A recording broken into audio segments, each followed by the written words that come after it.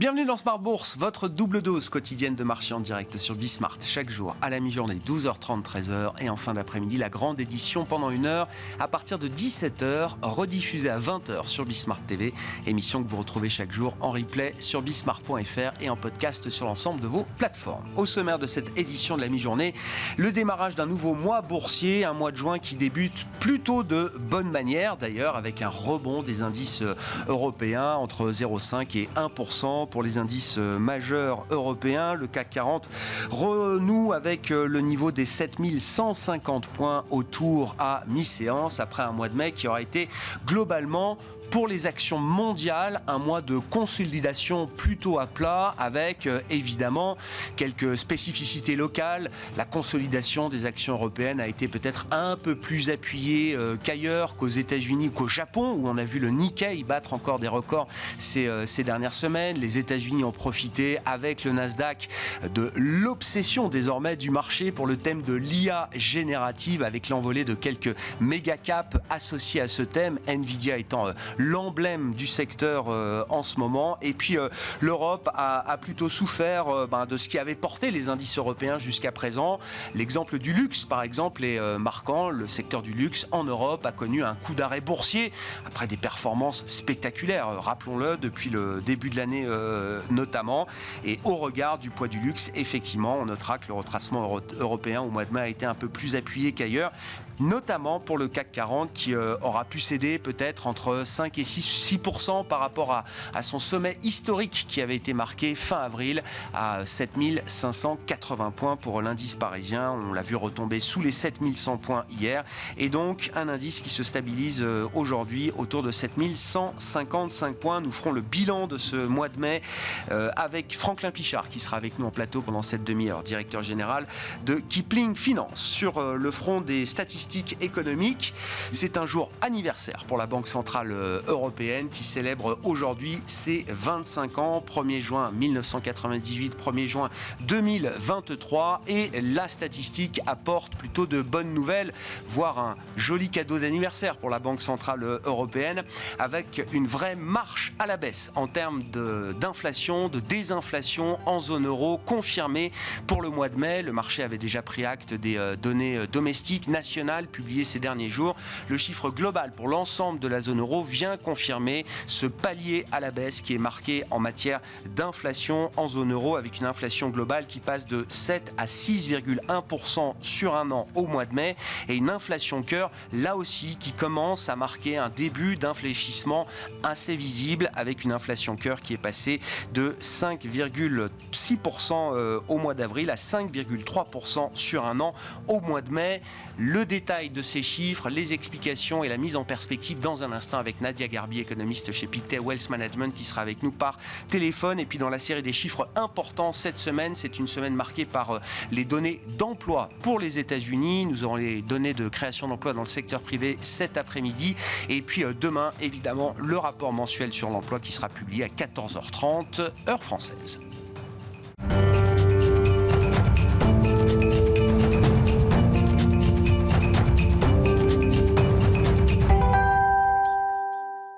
Mais commençons effectivement avec ce tournant que marque le mois de mai en matière d'inflation en zone euro. Nous en parlons avec Nadia Garbi qui est avec nous par téléphone, économiste chez Pictet Wealth Management à Genève. Bonjour et bienvenue Nadia.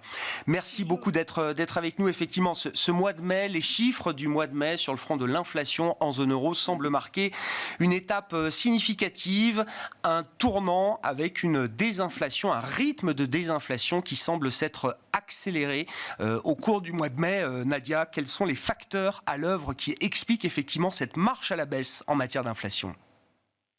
Oui, alors c'est vrai que c'est plutôt une bonne nouvelle avec une hausse des prix qui se ralentit au mois d'avril plus fortement que prévu.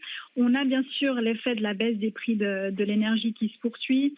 À cela s'ajoute aussi la forte diminution des goulots d'étranglement dans le secteur industriel qui mène aussi à un ralentissement de la hausse des prix dans les produits manufacturiers. Et enfin, on a aussi, pour la première fois depuis longtemps, je dirais aussi un fléchissement du côté de l'inflation dans le secteur des services. Qu'est-ce Qu'est-ce que ça nous donne comme direction devant nous, Nadia? Est-ce qu'on a un peu plus de confiance dans la prévision d'inflation qu'on peut faire désormais sur les prochains mois en zone euro?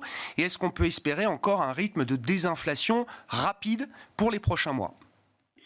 Alors, je dirais qu'il y a tout de même des facteurs un peu spécifiques par pays qui brouillent un peu la lecture. On peut citer notamment l'exemple en Allemagne avec une grande partie du ralentissement dans l'inflation des services qui est due à la mise en place d'un forfait de transport subventionné. Donc, je dirais que globalement, on peut s'attendre à ce que l'inflation globale poursuivre son ralentissement. En revanche, sur l'inflation corps, je dirais qu'on devrait tout de même rester très élevé au-delà de 5%, principalement dû à cette résilience du secteur service. On va entrer dans une période où on sait, le tourisme va impacter, enfin les activités liées au tourisme va aussi impacter le prix de certains composants. Donc je dirais que l'inflation des services va rester tenace, ce qui va conduire tout de même à une inflation sous-jacente qui va rester élevée. Si on regarde la dynamique d'inflation en zone euro en la comparant à ce qu'on observe et ce qu'on a pu observer aux États-Unis, par exemple, Nadia, beaucoup, ou certains en tout cas dans le marché, estiment que effectivement la désinflation de l'inflation cœur en zone euro va être beaucoup plus longue, beaucoup plus difficile peut-être que ce qu'on a pu observer dans le cycle américain. Est-ce qu'effectivement c'est une idée que vous partagez, Nadia ? Oui, c'est une idée qu'on partage et c'est vrai qu'on voit cette résilience du secteur des services. À cela s'ajoute aussi le soutien fiscal qui a été plus important cette année en Europe qu'aux États-Unis. Donc on a en fait cette vigueur, c'est vrai, des services qui devrait maintenir l'inflation sous-jacente à un niveau élevé et plus élevé peut-être qu'aux États-Unis. Qu'est-ce que ça implique pour la Banque centrale européenne à ce stade? Quels vont être les éléments d'analyse qui vont retenir l'attention de la BCE lors du prochain Conseil des gouverneurs le 15 juin prochain, Nadia? Alors, il y a la dimension inflation, bien sûr. Il y a les éléments relatifs à l'activité, à la distribution de crédit, à la dynamique des salaires. Quel est l'état des lieux qu'on peut dresser à ce stade? Oui, alors c'est vrai que la BCE va trouver un certain réconfort dans le ralentissement de l'inflation qui reste toujours élevée au-delà de la cible. Mais d'un autre côté, on a, c'est vrai, ces conditions de crédit qui se resserrent. On a aussi la demande de crédit qui diminue, une dynamique de prêt qui ralentit. Donc on sait que tout ceci va mener à une baisse de l'activité et donc de l'inflation. Donc je dirais que la BCE, c'est vrai, va agir avec prudence, On ne sait pas vraiment l'impact que vont avoir ces hausses de taux sur l'activité future. Donc je dirais prudence, mais je dirais que pour juin, elle va tout de même insister sur le fait que les salaires ont fortement cru en zone euro. On a des accords salariaux qui ont été très forts en Allemagne. À cela s'ajoute aussi un marché du travail qui reste très tendu.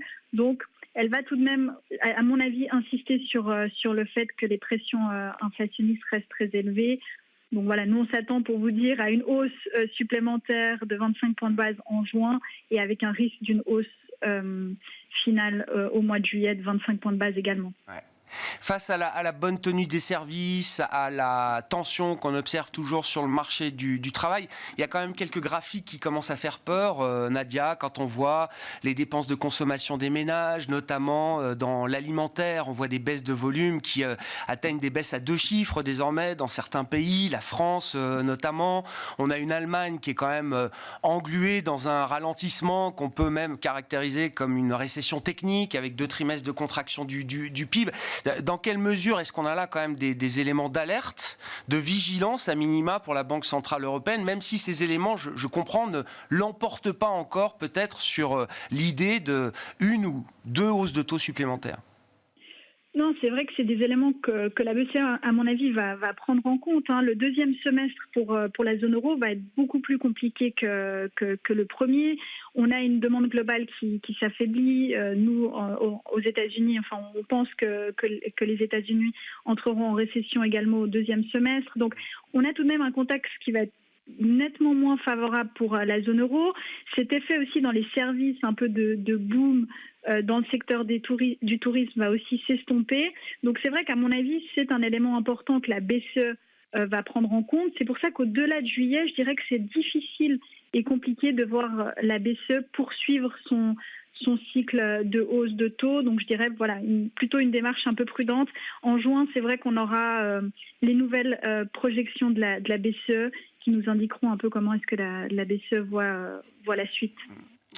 Un des mouvements de marché qui a marqué les dernières semaines sur le front des devises, Nadia, et on peut faire le lien évidemment avec les politiques monétaires, c'est de voir effectivement, alors le dollar qui a beaucoup baissé depuis l'automne dernier, effectivement, mais sur un mois, on a vu le dollar face à un ensemble de devises et en l'occurrence face à l'euro, regagner un petit peu de traction. Hein. On était au début du mois sur la parité euro-dollar entre 1,10 et 1,11. On est à moins de 1,07 ou autour de 1,07 au moment où on se parle. C'est pas un mouvement évidemment d'ampleur historique, mais c'est quand même un mouvement qui peut interpeller, alors que beaucoup voyaient le dollar continuer peut-être de s'affaiblir. Oui, et c'est vrai que c'est aussi notre vue, hein, ce dollar qui s'affaiblit notamment face à l'euro, aussi expliqué par cette divergence de politique monétaire entre la BCE et la Réserve fédérale, même si maintenant, il semblerait que la Réserve fédérale potentiellement pourrait poursuivre son cycle de hausse. Et je dirais aussi que les nouvelles ont plutôt été décevantes en zone euro, avec des chiffres qui ont déçu et qui ont potentiellement conduit à une baisse de l'euro. L'euro, effectivement, qui se stabilise aujourd'hui autour de 1,07 avec cette confirmation d'une marche à la baisse en matière d'inflation en zone euro au mois de mai dans l'anticipation de la prochaine réunion. Vous l'aurez compris, la BCE se réunira et rendra sa prochaine décision le 15 juin prochain. Merci beaucoup Nadia. Merci d'avoir été avec nous par téléphone pour cet éclairage sur cette dimension inflationniste en zone euro qui aura marqué cette semaine sur le front statistique. Nadia Garbi, économiste chez Pictet Wealth Management, avec nous par téléphone.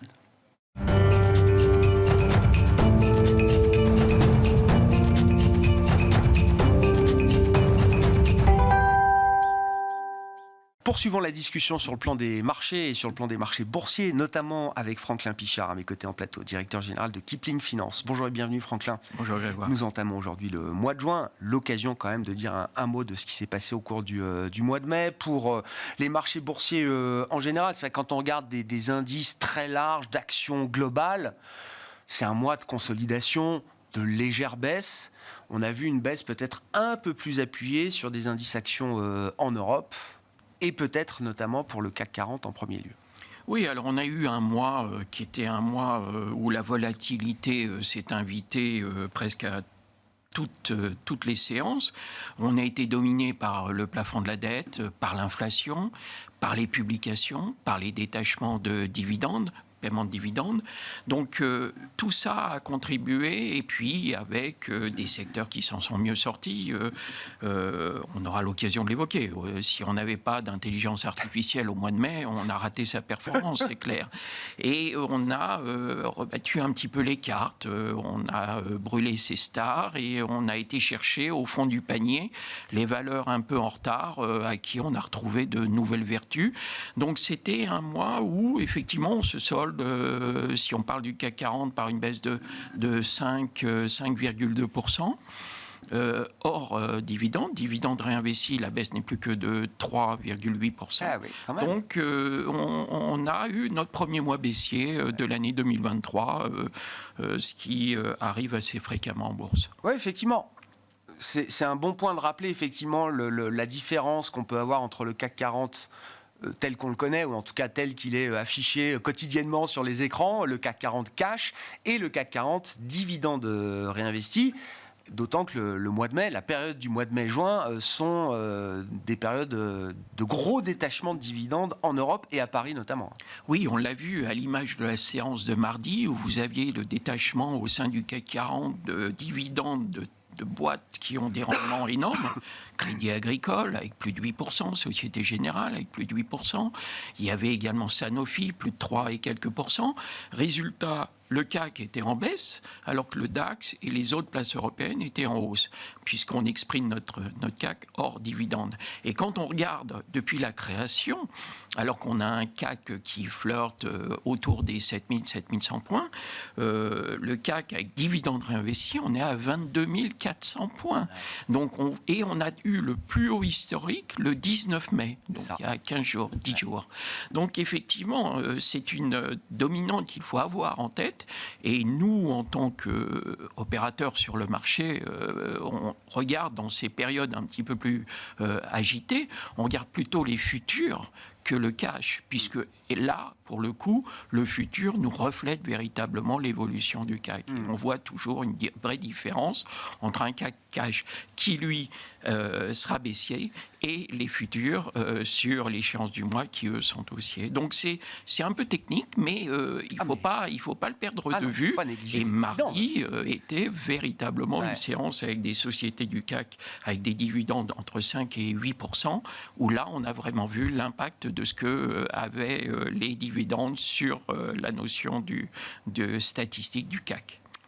Qu'est-ce qu'on peut dire du coup d'arrêt boursier qu'a connu le secteur du luxe au cours du mois de mai? C'était il y a une dizaine de jours. Il y a eu une séance qui a cristallisé un petit peu des mouvements de sortie assez importants sur le secteur du luxe. On a vu des baisses de 5-6% pour les stars, LVMH, Hermès, Kering, etc. Et depuis, effectivement, on est plutôt sur une dégradation boursière de ce secteur. Avec un peu de recul, quels sont les éléments techniques, fondamentaux qui expliquent ce coup d'arrêt? On sentait quand même qu'il y avait de l'appétit retrouvé pour ce secteur. Il y avait un bull case, un cas haussier qui était assez évident pour de nombreux opérateurs. Et c'est vrai que le marché va toujours là où on ne l'attend pas. Et c'est le moment que le marché a choisi pour, boum, taper un peu sur ce secteur. Oui, alors il y a eu un double effet qui se coule. Le premier, ça a été une étude de Deutsche Bank qui a dit le marché et le luxe se payent beaucoup trop cher. Un petit peu ce qu'on avait connu il y a 1 ou 2 ans. Et où on avait vu les Hermès qui étaient passés de 1700 à 950, ouais, c'est ça. Et de la même façon, ça s'était opéré un peu moins pour LVMH, Kering et compagnie. Là, cette étude a quand même un peu ébranlé les convictions des investisseurs qui se disaient peut-être qu'il n'y a plus grand-chose à gagner à très court terme. Et là-dessus arrivaient les indicateurs et les indices chinois, avec le ralentissement de la croissance, le ralentissement de la consommation des ménages, parce que vu de chez nous, on ne se rend pas compte, mais quand on discute avec les analystes qui reviennent de Chine, ils nous disent on a très peur, il y a eu le nouvel an chinois avec énormément de morts, qu'aujourd'hui on hésite à quand même sortir dans la rue. Donc le comportement des investisseurs et des ménages, pas des investisseurs mais des ménages, n'est pas revenu véritablement. La peur du Covid n'a pas quitté la Chine. La peur du Covid n'a absolument pas quitté la Chine et ça se ressent sur certains secteurs, que ce soit industriel, que ce soit le pétrole, que ce soit également le luxe en particulier. Donc, on s'est dit, finalement, du LVMH, quand on avait vu les cours auxquels on était arrivé, du Hermès au-dessus de 2000, on a eu une petite correction, pas méchante, 5-7%, 8%. Et ça fait quand même dire à beaucoup que peut-être que ça n'est pas assez dans une période un peu incertaine où qu'est-ce qu'on peut aller chercher vraiment aujourd'hui comme nouveau record? On s'est éloigné de notre record, qui était à 7580. On s'en est éloigné et aujourd'hui, on essaie de sauver le seuil de 7000 points pour éviter d'avoir une correction un peu plus importante. Beaucoup de questions liées à l'inflation, liées à ça vient d'être évoqué, vous venez de l'évoquer, la politique de la Fed. Rappelons-nous qu'il y a quelques semaines, les investisseurs pariaient sur une baisse des taux avant la fin de l'année. Aujourd'hui, on parle à nouveau de hausse, peut-être le 14 juin, c'est ça. Et puis peut-être en juillet. Avant les baisses de taux, il y aura peut-être d'autres hausses de taux de la Fed. Donc tout le monde est un petit peu ébranlé. Le plafond de la dette, le vote s'est bien déroulé hier à la Chambre des représentants. Ça va maintenant aller au Sénat, mais on voit que ça a fait pchit. Ça n'a eu aucun effet. C'était dans les cours. De toute façon, il n'y avait pas de réel doute sur le fait qu'on ne se mette pas d'accord. Est-ce que ce sera le 1er juin, qui avait été reporté au 5 juin, un peu plus tard? Ça aurait un impact si c'est un peu plus tard, mais enfin, la messe est dite, quoi. Ça se fait. Donc, effectivement, on joue à se faire peur pendant des semaines, ça pèse et ça met une chape de plomb sur l'évolution du marché. Et heureusement, globalement, on a eu des publications qui étaient plutôt bonnes et puis énormément de rotation sectorielle. On en parle régulièrement, mais là, effectivement, on a eu des bonnes surprises sur des secteurs un peu sinistrés depuis 2 ans. Exemple, s'il fallait quitter un peu le luxe, en tout cas là, ces derniers jours ou ces dernières semaines, vers quoi est-ce qu'on avait plutôt envie d'aller, Franklin ? Typiquement, c'est ce par quoi je commençais. Si on n'avait pas l'intelligence artificielle, on a eu Nvidia qui a mis les projecteurs sur un secteur. Bon, Nvidia, c'est cette semaine, hein, mais le Nasdaq fait plus 23% depuis le début de l'année. Et sur sur le mois, il fait autour de 6%. Ouais. Donc, dans la foulée, vous avez des valeurs qui ont connu l'effet Nvidia, et pour ne parler que Dassault Systèmes, ST Microélectronique. Et puis, hier, on a eu une envolée de quasiment 7% sur Capgemini, où là aussi, avec des accords sur Google Cloud, où tout le monde a vu les vertus que l'intelligence artificielle pouvait créer auprès des groupes européens et français, pour ceux qu'on vient d'évoquer. C'est intéressant parce qu'effectivement, ces boîtes de logiciels, Capgemini par exemple, ou même Téléperformance, et c'est vrai que dans la réflexion qu'on peut avoir sur les modèles d'affaires de ces groupes, on se dit que oui, l'IA génératif peut apporter beaucoup. Le marché n'a pas encore décidé que ces groupes de software étaient gagnants de l'IA générative. Un groupe de composants hard-tech comme Nvidia, oui. Pour le reste, c'est encore en débat. C'est encore en débat. C'est en train de sensibiliser les acteurs de marché qui ont effectivement salué par la performance une anticipation des implications qu'aura l'IA sur ces groupes-là. Mais vous évoquiez les performances, là pour le coup, c'est la plus forte baisse du mois de mai. 22%. C'est plus bas qu'au moment du choc colombien. Ah oui, largement. Ouais. Alors effectivement, tous les fonds ESG sont sortis, et quand les fonds ESG sortent, ils ne sont pas prêts de revenir. Donc le titre était plombé. En plus, vous avez eu cette nouvelle du PDG qui a vendu des titres pour une raison fiscale. Il en a le droit, mais l'annonce a reprovoqué une baisse du titre. Et là, je pense, nous, on en a dans tous les portefeuilles. Est-ce qu'il faut les garder ? Est-ce qu'il faut porter ? Comme vous le dites, c'est un groupe qui devrait profiter des effets de l'intelligence artificielle et de l'IA en général. Donc, on ne sait pas trop quoi faire, mais on a un peu l'impression qu'on a du dead money pendant un an et demi sur des titres comme ça. On a eu en revanche des titres, j'évoquais Dassault Systèmes qui a eu une performance de 13% sur le mois de mai. Ouais. On est repassé au-dessus des 41 €. On était à 35 € il n'y a pas si longtemps que ça. On voit qu'il y a un réveil et qu'il y a des arbitrages sectoriels. Et je voyais cette étude, excusez-moi, je finis là-dessus, allez-y, Franklin. de Bank of America sur les flux de capitaux à mercredi. Il y avait eu plus 18 milliards de dollars sur les actions, 2,3 milliards sur les obligations. Et puis, ça se fait sur des arbitrages où les opérateurs les investisseurs sortaient de l'or et du cash. Ouais. Donc on sent que malgré tout, il y a un engouement pour un retour sur les marchés actions, mais compte tenu de ces stats, on sent que l'engouement, il profite plutôt au marché américain qu'au marché européen. Vous en avez connu des modes de marché, des thèmes qui font le buzz, des thèmes hype, comme on dit, Franklin. Du métal l'année dernière. Non, mais oui, méta, crypto, en ce moment, c'est etc. Un peu bancal, quoi. Mais l'IA, là, on est déjà dans un moment un peu bullesque du thème, où il y a quelque chose de plus large que simplement le buzz Nvidia, effectivement, aujourd'hui. Est-ce que c'est un vrai thème de marché avec, encore une fois, toute la profondeur, tout l'univers d'investissement que ça implique ? Je me souviens d'il y a quelques années, je raconte l'histoire depuis le début de la semaine, mais Carrefour sort un communiqué en pleine séance pour dire nous aussi on utilise la blockchain dans la chaîne logistique de transport de Carrefour. Bon, dont acte, ça n'a pas changé le modèle d'affaires de Carrefour, ça n'a pas changé le statut boursier de Carrefour. Je ne dis pas que la blockchain n'existe pas ou n'est pas intéressante, mais ça n'a pas été une révolution, une rupture pour des groupes traditionnels, en tout cas, majeurs. L'IA, on se dit que ça peut quand même provoquer des choses peut-être un peu plus brutales. Alors moi, j'ai l'occasion d'aller voir différents stratégistes, économistes qui font des présentations. Ils prennent au sérieux l'IA. C'est-à-dire que on a senti, vous parliez de la blockchain, on a pu parler du métaverse, de tous ces éléments. Je minimise pas ces histoires-là, mais ça a fait un peu pchit au sens boursier du terme, j'entends. Et puis même dans les discussions et les échanges, plus personne ne vous parle en ce moment du métaverse. C'est en ce moment mis de côté. C'est plutôt l'épouvantail. Effectivement, c'est chassé par l'IA que tout le monde est en train de découvrir. Mais quand vous voyez que les gros groupes américains, Amazon, Google et Tesla, enfin Elon Musk, on est quand même sur des gros barnums qui s'intéressent et qui sont plus qu'en train de s'y intéresser, qui investissent énormément de milliards de dollars sur la thématique.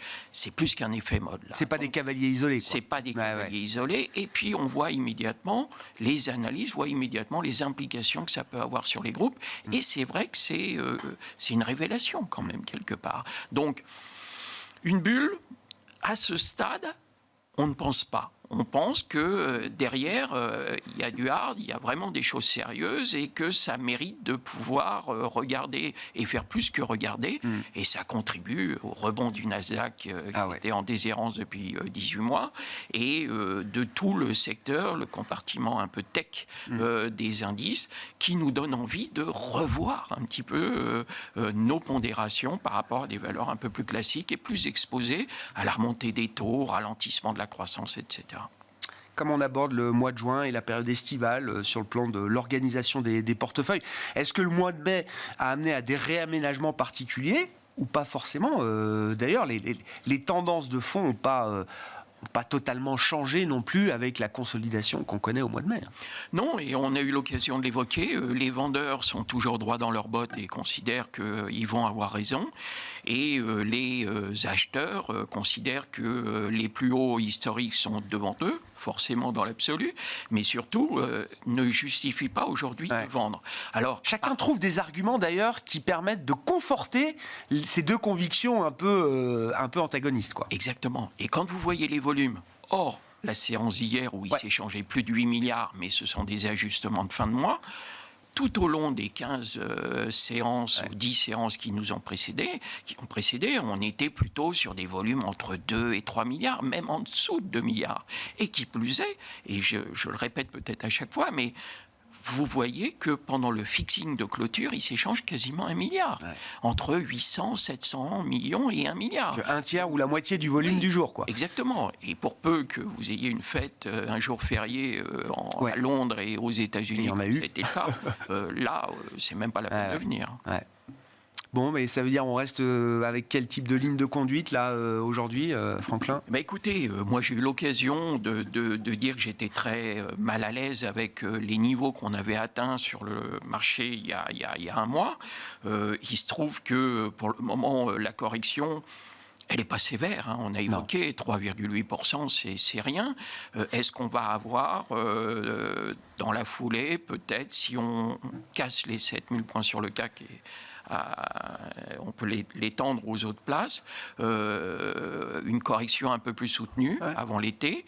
On ne va pas avoir grand-chose à se mettre sous la dent pour investir. On voit que les publications, on a eu aujourd'hui Rémi Cointreau, c'est un record, le titre baisse. On voit qu'en revanche, quand il y a des sanctions, elles sont un peu vertigineuses. Donc on voit qu'il y a beaucoup de tensions, beaucoup de volatilité, de nervosité sur le marché. Donc il faut rester équilibré, mais ne pas être investi à 100% de ses portefeuilles en ce moment, c'est clair. Merci beaucoup Franklin, merci pour votre contribution tous les 15 jours, le jeudi à 12h30 dans Smart Bourse. Franklin Pichard, directeur général de Kipling Finance, qui était avec nous en plateau pendant cette demi-heure. On se retrouve bien sûr à 17h en direct sur Bismart.